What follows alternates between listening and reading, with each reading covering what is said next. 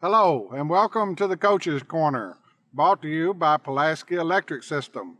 I'm Steve Pierce, your host. Along beside of me, Giles County High School head football coach Walt Smith. The Bobcats coming off of a 43-23 victory over Lawrence County last Friday night. Coach, tough ball game. It was. It was a good atmosphere, big crowds on both sides. A great rivalry game that's withstood the test of time and all that stuff. It was a good night. Yeah, we talked about that off air before we started. Lawrenceburg had never won with a group of seniors the Cowbell 4 consecutive years. And now Giles County with the 2009 seniors and with this group of seniors has done it twice, put together a streak to win the Cowbell 4 years in a row. Yeah, it was pretty neat looking at all the bells in the case we had, and nobody had ever won it more than 3 years in a row until '09, and then we did it again this year, winning it for the fourth year in a row, and nobody's ever won it any more than that in a row. So, it's definitely a good rivalry that's went back and forth, and been fortunate the last few years that it's stayed over here. Yeah, one thing I noticed, Coach, I noticed your daughter posted on Facebook how much the Cowbell means to you. Of course, being graduated from Lawrence County High School, had a picture after the game, folks, of where Coach Smith had actually took a seat belt and buckled the Cowbell into the back seat of the car, and I think your daughter put a caption on it about how much it means to you for a safe ride home. Yeah, it was. It was a neat experience, getting to share it with the kids. Got a couple pictures, and all of our other kids got pictures with their families. So it's something. It's one of those things you'll look back on in 20 years and definitely remember. There you go. Well, let's start out with a ball game, Coach. Lawrence County had an excellent game plan. Keep the ball away from Giles County. Yeah, they did, and obviously any game plan you got to have execution, and they had a great execution of the onside kicks. We helped in that, I think, a little bit. We didn't execute our kick coverage and onside kick defense like we should have a couple of times, but they definitely had a good game plan. They ran the game clock down, the play clock down every time they ran a play to the inside 5 seconds, trying to keep us off the field. But eventually we got out there and. Defense did a good job minimizing the 2 mistakes we made early, and then once the offense got on the field, we kind of rolled. Yeah, actually, after 2 possessions, Lawrenceburg goes up 9-0. But we've talked about it before, Coach. These seniors on this team and some of the underclassmen, they played from behind. They played in these, tough environments, huge crowd on both sides. It just seemed like you wasn't really that concerned. You just took care of business. Well, that's the theme of the night after the game. I told the guys they showed resilience. A lot of teams, you get down 9-0, had 2 onside kicks recovered against you to start the game, only run 3 plays in the first quarter. Could have got down and kind of folded tents and maybe went the other way. But our guys, again, following that good group of seniors we've got, just withstood that rush from Lawrence County and then did what we did and kind of just started plodding, coming back, and eventually took back over the game. You mentioned it earlier with the defense, the whole first quarter starting with their backs against the wall. Talk about the play of the down 4 linemen. We know that you've been working some different people in there, and talk about them and just the defense as a whole.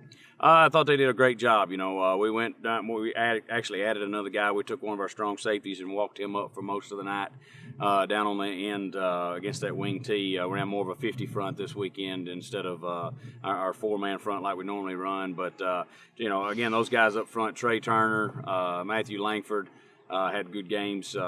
Technique-wise, a couple times missed some things, but all in all, played really sound all night against a good bunch, and a running attack that's going to put up 200-something yards a game for the rest of the year, and we did a good job holding them.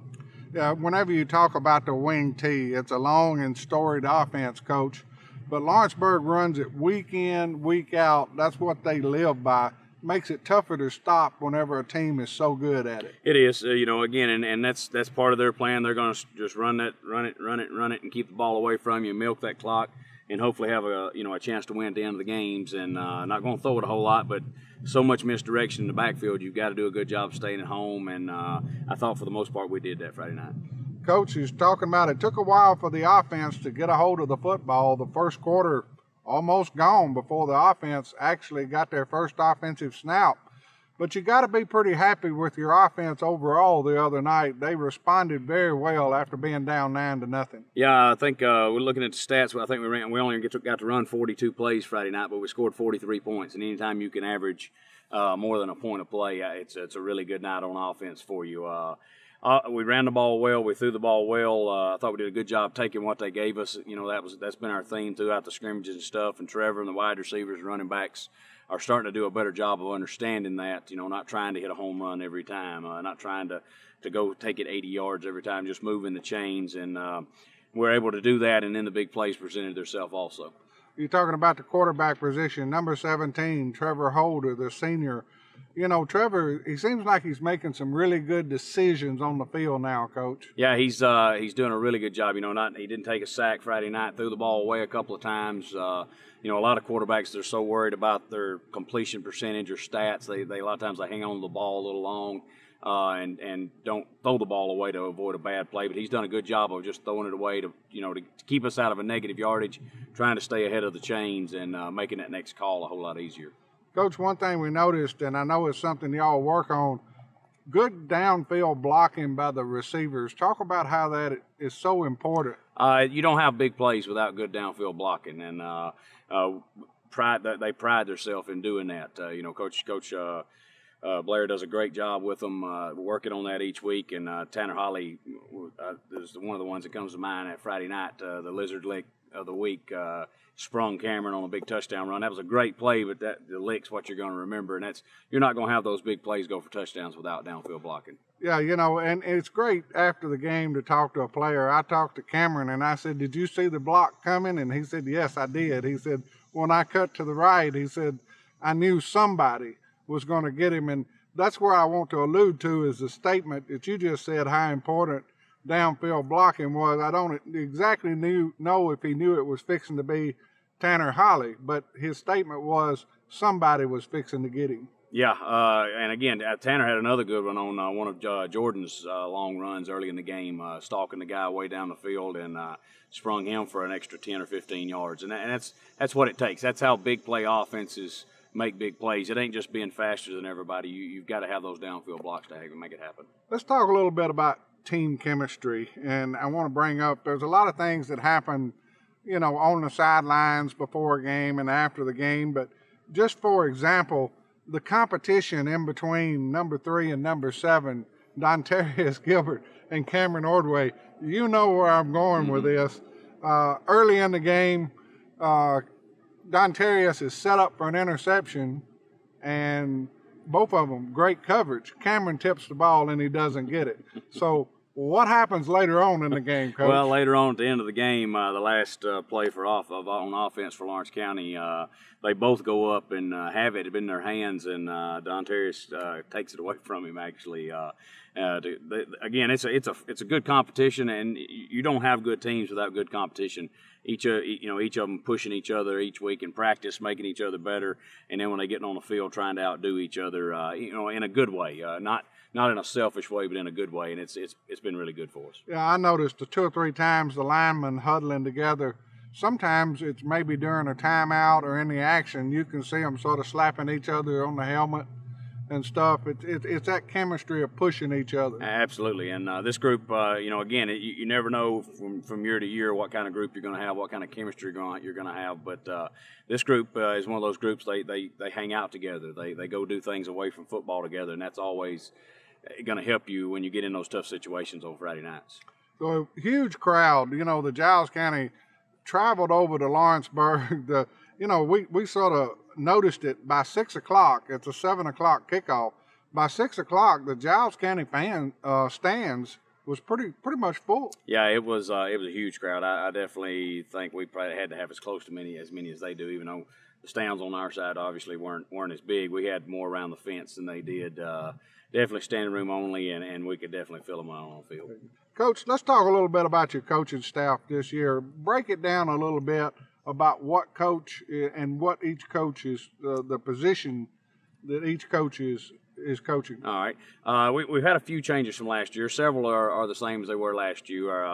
I'm obviously going to call in the offense coordinator. And on offense, Coach Henderson moved from linebackers to the offensive line this year. He took over those duties. And Coach Hayslip helps him when we're on offense. Then Coach Malone does the running backs, and Coach Busby helps him work with them at wide receivers and tight ends. Coach Blair does those with Coach Barger helping him when he needs it. That's pretty much the offensive staff. On defense, Coach Thornton helps with the offense and defensive line. He wears a lot of hats. He does the offensive line some, defensive line some. So he's kind of an offensive staff guy too. But defensively, Coach Barger's calling the defense. He'll coach the outside linebackers. Coach Hayslip's the D-line coach with help from Coach Henderson, and Coach Busby does the linebackers with Coach Malone helping him. Kind of the offensive guys help the defense. We're on defense. Defense helps the offensive guys, just kind of being there to help them with the dummies and things like that in practice.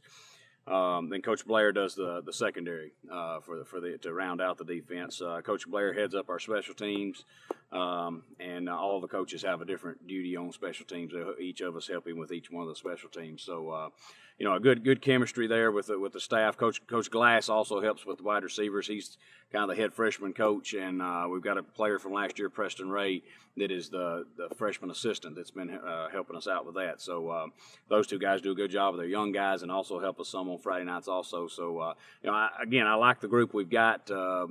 We're a good group. We get along outside of football. Sometimes on staffs, you don't always like the people you're working with. You just respect them enough to work with them, and that's not the case with our staff. There's more ribbon, I think, going on in the coach's office than there is in the locker room sometimes. So yeah, I'm privileged to be a part of some of that, and it is it's a serious. They're there to do their job, but yet they're there to encourage each other and pick at each other, and it just seems like a great group of guys. It is. Again, you definitely want to work hard and you want to get things done when you're there, but you can have fun while you're working hard. Working longer and less with less fun doesn't mean it's always better work. We definitely enjoy having fun together, and I think it spills over into the kids to let them have more fun. Well, the Bobcats victorious last Friday night, 43-23 over Lawrence County. Coach, as the head coach of the Giles County Bobcats, you are 2-0 against Lawrence County. Yeah, it's nice to think about. Again, hope that 0 stays over there on that right column for a long time. There you go. Well, this week, everything changes. We go back into district play. The Bobcats travel up to Nashville, Brentwood, Franklin, if you want to, an area, and they take on Christ Presbyterian Academy. We call them CPA. CPA came down here to Sam Davis Park, Jack Deere Field last year and just had their way with us. I mean, there's no other excuse. Talk a little bit about CPA. Tough ball game Friday night. Yeah, going back to last year's game, we felt like as a coaching staff and as a team together, we just weren't ready for that game at that stage in the season yet. We were a young coaching staff. I mean, as far as being together, the team hadn't quite gotten used to us, and that stage and that kind of opponent was kind of a little bit ahead of where we were at as a team at that time during the season. But, I felt like we got better as the season went on. This year, I think it's a totally different situation. We've got the total package in on offense and defense. So, obviously still adding things every week, and we'll add a few wrinkles here and there. But last year we felt like we were going in with a limited firepower, I guess. And this year we feel like we're going to go at them with some of the best stuff we've got. They're definitely a good football team. Again, they don't make it to the 3A state championship game and have the record that they've had under Coach Martin without being a good football team. But we feel like we've got a pretty good football team too, and it should be a good football game. Yeah, talking about CPA, private school in Nashville. The Bobcats will face at 7 o'clock this Friday night. Talk a little bit about their offense, Coach. What can we expect from CPA? Well, it'll look pretty similar to ours as far as when you just look at it, but they throw it a little less this year. They were a two-headed quarterback last year, and at times they're still that two-headed quarterback this year, but they've moved the running quarterback. He starts at tailback for them, and he's a big, strong, physical runner, and they'll spread us out, but they'll spread us out to try to run the ball downhill at us. And he does a good job running downhill, gets behind his linemen. They're not going to try to bounce it outside a whole lot. You know, they have a few plays where they take it outside, but they like to run it between the tackles and pound on folks and wear you down. And on defense, it's kind of the same way. They like to play a physical style of football, and offensively, you know, pound, and take the big shot over the top is kind of what they, in the two films we've got, it's what they've done. And, you know, this week, Coach, as every week in our district, the coaching, one thing about the coaching in Tennessee high school football, everybody pretty much agrees across the board, the quality of the coaching staffs has gotten better.